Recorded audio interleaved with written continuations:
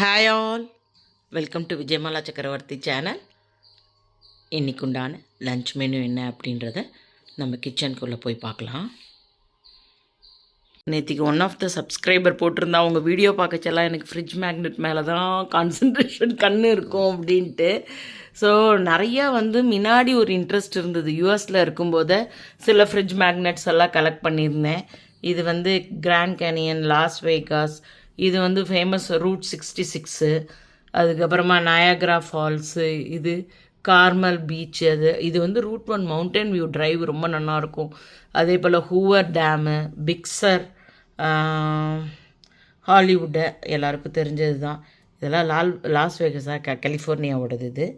அதுக்கப்புறமா இது என்னன்னு கண்டு தெரில, New York Empire State building, Singapore Lalbagh, San Diego, இது இது பேர் என்ன, நேஷ்னல் பார்க், பெட்ரிஃபைட் ஃபாரஸ்ட், இது லாஸ் ஏஞ்சல்ஸில் கெட்டி சென்டர், டெலவேரு, பெயிண்டட் டெசர்ட்டு, இதெல்லாம் நம்ம லோக்கல் சிக்மகளூர் இந்தியாவுக்குள்ளே தான். அது மாதிரி நிறையா இருக்கும். டெல்லி இருக்கும், கேரளா இருக்கும், முன்னார் இருக்கும், மைசூர், இந்த மாதிரி இருக்கும் கொஞ்சம். இதுவும் கலிஃபோர்னியா. இது என்னது, ஃப்ளோரிடா ஸ்டேட். இது ஐ திங்க் என் பொண்ணு கொண்டு வந்து வச்சான்னு நினைக்கிறேன். இது கோவா, சம்திங். இதெல்லாம் நான் எக்ஸிபிஷனில் இந்த தடவை பாம்பே போன போது நான் வாங்கிட்டு வந்தேன். இந்த பிள்ளையார் கோவில் இருக்கு இல்லையா, சித்தி விநாயகர் டெம்பிள். ஸோ இதெல்லாம் தான் என்னோடய ஃப்ரிட்ஜ் மேக்னெட் கலெக்ஷனில் இருக்குது. சம்டைம்ஸ் கேட்பா சில பேர், சரி அதை இன்றைக்கி போட்டுடலாம் அப்படின்ட்டு. இதெல்லாம் ஒரிசாவில், இதெல்லாம் ஒரிசா. அதுக்கப்புறம் நீங்கள் பார்த்தேன் அப்படின்னாக்கா இதுதான் பெருமாள் சன்னதிக்கு சைடில் இந்த ஆழ்வார்கள் அவளோட இது வச்சுருக்கேன் மேக்னெட்டு. இது ஒரு இன்ஸ்டா பேஜில் வாங்கினேன். எந்த பேஜுன்னு என்னால் திருப்பி கூட சொல்கிறதுக்கு தெரியலை. யாரும் கேட்டுறாதீங்க இது எங்கே வாங்கினேன் அப்படின்ட்டு, ஞாபகமே இல்லை சத்தியமாக எனக்கு. ஸோ இதெல்லாம் தான் இந்த சைடில் வச்சுருக்கேன். ஹாயா. ஸோ இன்றைக்கி பார்த்தேன் அப்படின்னாக்கா மாலையபட்சம் டே 3.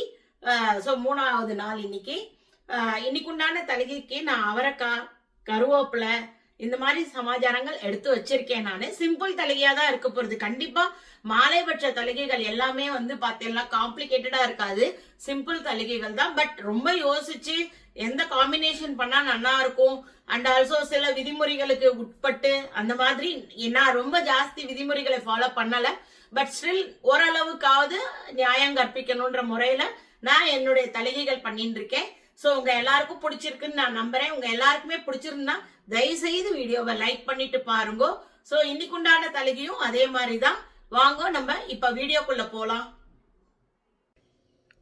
இன்னைக்கு உண்டான தலிகைக்கு இதெல்லாம் தான் எடுத்து வச்சுட்டு இருக்கேன்.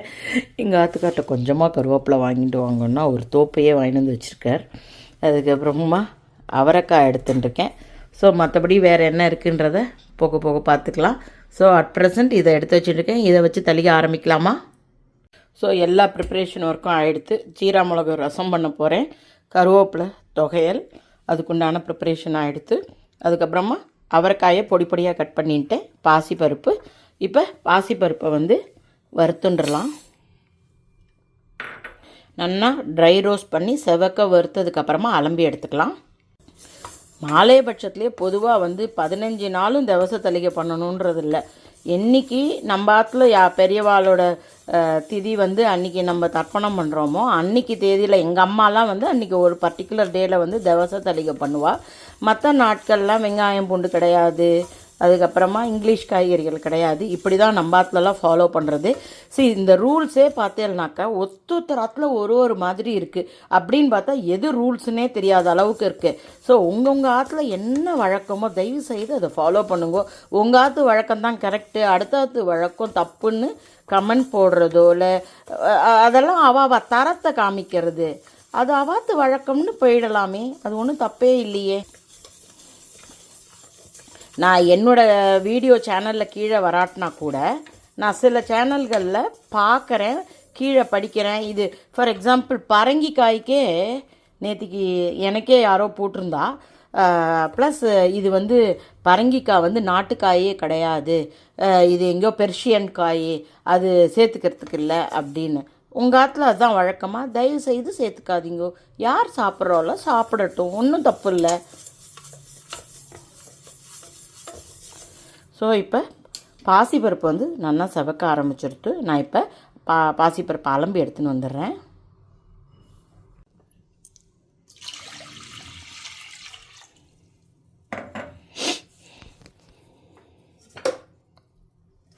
இதை நல்லா அலம்பி எடுத்துன்னு வந்துட்டேன்.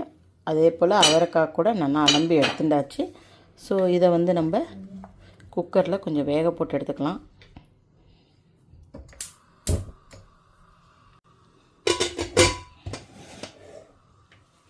ஒரு 3 சவுண்டு விட்டு எடுத்துக்கலாம். ஸோ நான் இப்போ கூட்டுக்கு வந்து சாமான்கள் வறுத்துக்கலாம். கொஞ்சமாக எண்ணெய் குத்திருக்கேன், எண்ணெய் சுடட்டும். எண்ணெய் இப்போ சுட ஆரம்பிச்சிடுத்து.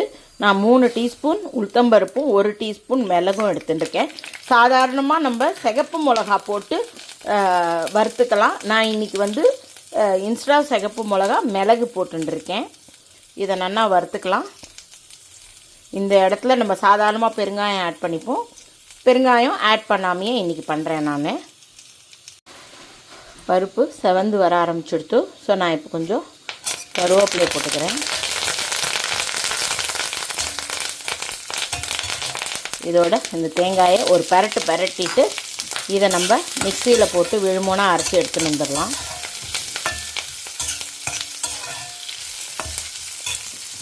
அடுப்பை ஆஃப் பண்ணி விடுறேன். ஸோ கூட்டுக்கு எல்லாத்தையுமே அரைச்சி எடுத்துன்னு வந்துட்டேன். இப்போ ப்ரெஷர் அடங்கிடுத்துனாக்கா நம்ம எல்லாத்தையும் மிக்ஸ் பண்ணி தாளிக்க வேண்டிதான். ஸோ அவரைக்காய் பொரிச்ச கூட்டு ரெடி ஆகிடும்.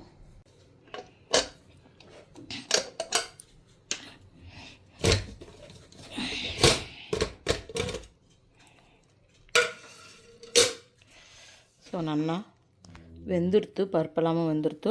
ஒரு கலரி விட்டுட்டு அரைச்ச விழுதோடு சேர்த்துக்கலாம். அடுப்பை ஆன் பண்ணிக்கலாம்.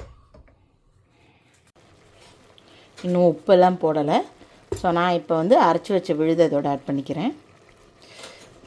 எவ்வளோ தூரம் கன்சிஸ்டன்சி தேவைப்படுறதோ அதுக்கு தகுந்தாப்பில் நம்ம ஜலம் குத்திக்கலாம். பிசைஞ்சு சாப்பிடணுன்னா கொஞ்சம் தளர இருக்கணும், தொட்டுக்கிறதுக்காக இருந்தால் கெட்டியாக இருக்கணும். ஸோ எப்படி அவசியமோ அதுக்கு தகுந்தாப்பில் நம்ம ஜலம் குத்திக்கலாம். உப்பு இன்னும் போடணும்.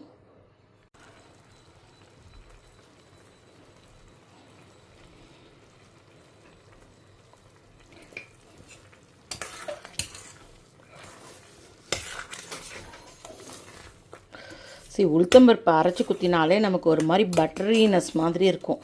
அதோட பிசுக்குத்தன்மை ஜாஸ்தி. இந்த முறுக்குக்கெலாம் போடுவோம் இல்லையா, ஸோ அது ஒரு மாதிரி பைண்டிங் ஏஜென்ட் மாதிரி இருக்கும். ஸோ கொஞ்சம் கெட்டியாக வேறு ஆகும். ஸோ வேணும்னா கொஞ்சம் ஜலம் குத்திக்கோங்க. இதை அடுப்பு கொஞ்சம் சின்னது பண்ணி வச்சுருக்கேன். இதை நல்லா லேசாக கொதித்து அந்த எல்லா வாசனைகளும் ஒன்றா பைண்ட் ஆகட்டும். அதுக்குள்ளே நான் கொஞ்சமாக எண்ணெய் குத்தி உளுத்தம்பருப்பு தாளித்து கொட்டிடலாம் நமக்கு.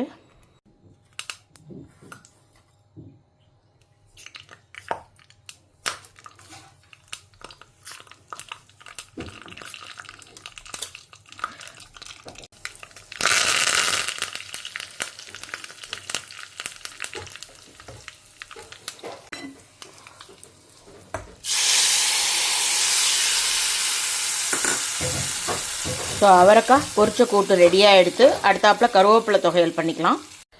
கருவேப்பிலை தொகையல் அரைக்கிறதுக்கு வந்து கருவேப்பிலை வந்து நல்லா இவ்வளோ பிடி இப்படி பிடிச்சா அடர்த்தியாக பிடிச்சா எவ்வளோ வருமோ அந்த மாதிரி ஒரு பிடி எடுத்துட்டுருக்கேன். ஒரு 1/4 மூடி பெரிய தேங்காயாக இருந்ததுனால 1/4 மூடி தேங்காய் எடுத்திருக்கேன். அதுக்கப்புறமா ஒரு 3/4 டீஸ்பூன் உப்பு, தட் இஸ் 3/4க்கும் கொஞ்சம் கம்மி தான் வச்சுக்கோங்களேன். அதே போல் ஒரு 1/2 டீஸ்பூன் வெல்லம், 1 இன்ச் இஞ்சி எடுத்துகிட்ருக்கேன். உளுத்தம்பருப்பு ஒரு 3 டீஸ்பூன், 1 டீஸ்பூன் மிளகு, அதுக்கப்புறமா புளி எடுத்துட்டுருக்கேன். சாதாரணமாக வத்த மிளகா கூட வச்சு அரைச்சிக்கலாம், தப்பு ஒன்றும் இல்லை. ஸோ எண்ணெய் சுட ஆரம்பிச்சுடுத்து. நான் இப்போ வந்து இந்த உளுத்தம்பருப்பும் மிளகையும் ஆட் பண்ணிக்கிறேன்.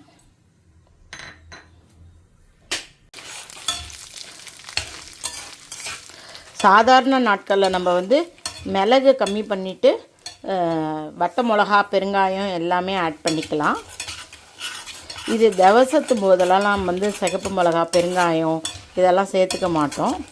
ஸோ அந்த மெத்தடில் பண்ணி காட்டுறேன். ஸோ இது வந்து நல்லாவே செவக்க ஆரம்பிச்சுடுத்து. நான் இப்போ கருவேப்பிலையை போட்டுக்கிறேன்.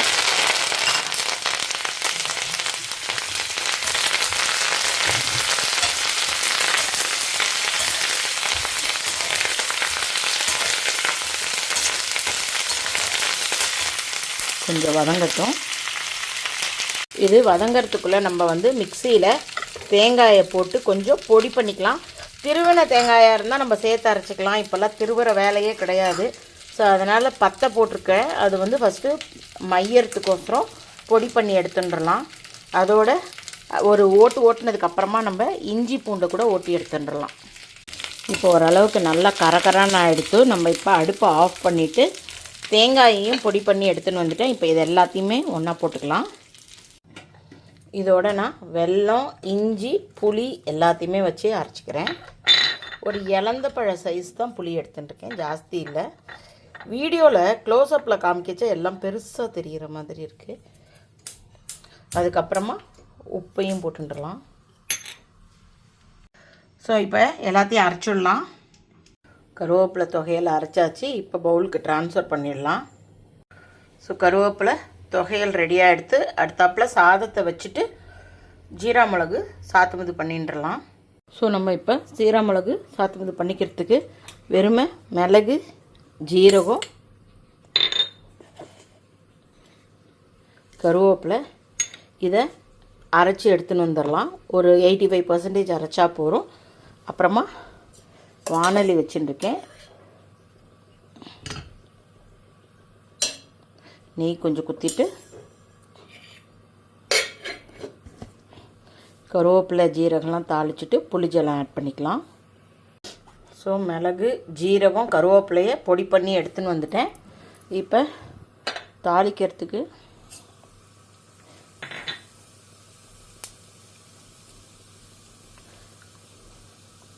நல்லா ஜீரகம்லாம் படப்படான்னு பொரியட்டும். அதுக்கப்புறமா நம்ம கொஞ்சம் கருவேப்பிலையை போட்டுக்கலாம்.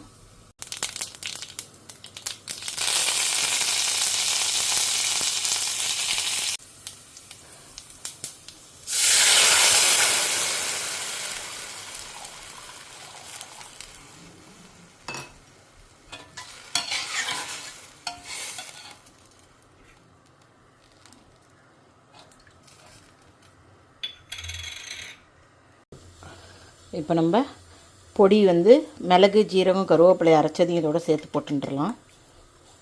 இதுலேயும் கொஞ்சமாக ஜலம் குத்தி ஒரு அலசி குத்திடலாம். இது அப்படியே கொதி வந்துடுத்துனாக்கா நமக்கு ஜீரா மிளகு ரசம் ரெடி.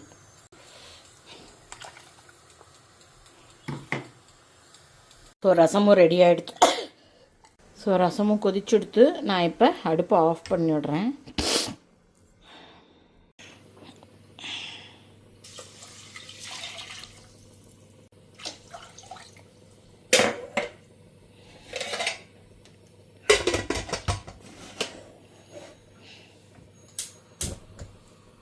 ஸோ ஒரு 4 சவுண்டு விட்டுட்டு நம்ம வந்து சாதத்தை ஆஃப் பண்ணிடலாம்.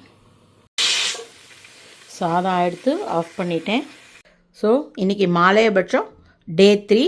இன்றைக்கு உண்டான ஒரு சிம்பிள் தளிகை என்னன்னு பார்த்துடலாமா? அவரைக்காய் போட்டு பொரிச்ச கூட்டு பண்ணியிருக்கேன். சீரா மிளகு ரசம் பண்ணியிருக்கேன்.